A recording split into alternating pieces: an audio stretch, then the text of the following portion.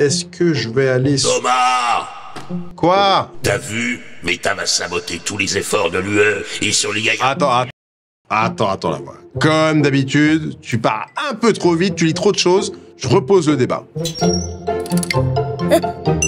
Pour te rafraîchir la mémoire, je te rappelle que l'Europe s'est lancée depuis plusieurs mois dans un travail visant à réguler l'usage de l'intelligence artificielle. C'est l'AIA qui est entrée en vigueur le 1er août 2024. Parallèlement, la Commission européenne a travaillé sur un code de bonne conduite à destination des éditeurs d'algorithmes. Pour construire les modèles, les différents éditeurs ont pendant des mois collecté des données partout, sans aucune limite. Et donc là, aucun problème.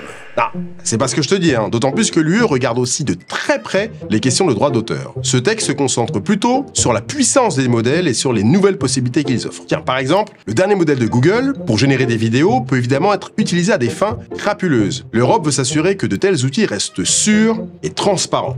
Mais c'est pas du goût de Meta de... Oui, la firme de Mark Zuckerberg a clairement dit que l'Europe s'engageait dans, je cite, la mauvaise voie. La maison mère d'Instagram voit dans cette initiative une source d'incertitude sur le développement de modèles, alors même que de son côté, le président Trump travaille à lever tous les freins au développement de l'intelligence artificielle. Et dis-moi, Meta est le seul à pas être content? Oh là là, loin, très loin de là. Mistral, Carrefour, Dassault et d'autres ont fait part de leurs réserves sur un texte qui peut être perçu comme bloquant. Mais souvent, l'essentiel n'est pas là. En fait, ce nouvel épisode rappelle une fois de plus les efforts croissants de régulation des Européens face à des firmes américaines qui innovent dans un cadre légal différent. Comme d'habitude, ça finira par une amende de quelques millions qui de toute façon sera jamais payée.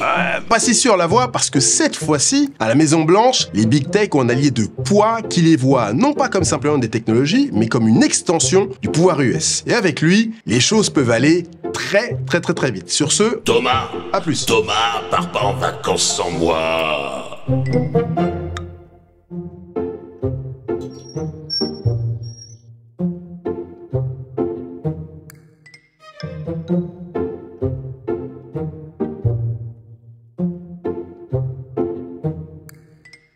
you.